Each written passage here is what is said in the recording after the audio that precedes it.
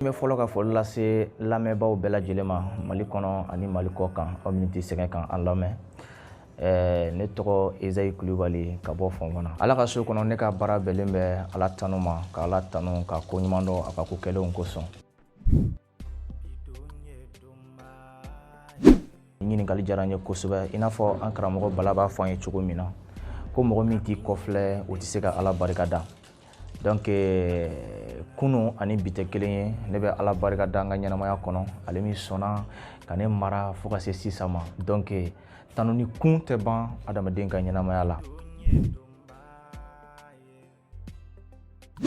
Tiɲɛ na an ma album kɛ fɔlɔ nka n ye single caman kɛ. O bɛ se single 10 ma mais n ma album kɛ fɔlɔ.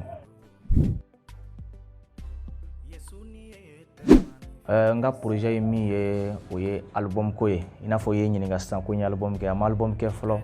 N ka projet ye album ye, o album bɛ sen na.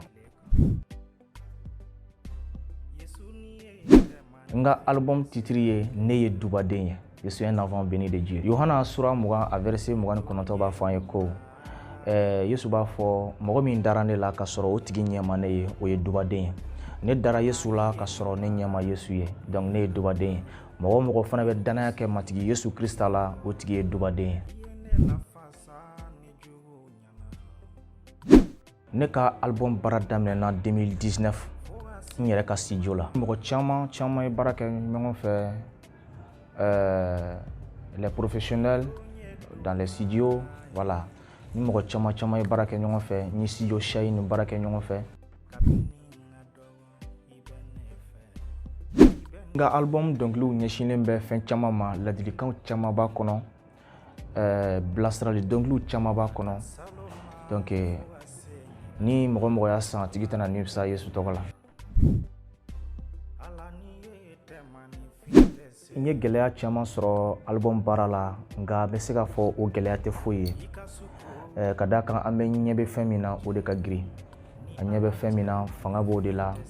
O de b'a to an tɛ a gɛlɛya santi. Ka d'a kan mɔgɔ bɛna fɔ ne y'i ka dɔnkili lamɛn, ça m'a touché. Vraiment, ça me touche aussi et ça m'encourage de plus. Mali la yan nɔ, tanu ni baara la gɛlɛya tɛ ban, a ma nɔgɔn. Nka an bɛ Ala fo k'a barikada, projet bɛ ka taa ɲɛ sɔɔni album bɛ bɔ. Oui, n ye dɛmɛ caman sɔrɔ, n bɛ foli di Ala ma, balimaw caman ye n dɛmɛ. Vraiment n ka foli b'u bɛɛ ye, ko Matigi ka duwawu ye. N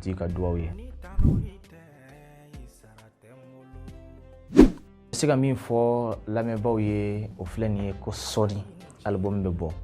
Album kɔfɛ concert belebele b'an bolo. Donc an bɛ bɛɛ lajɛlen invité. Dubadenw dama ka na, an bɛ ɲɔgɔn sɔrɔ yen nɔ.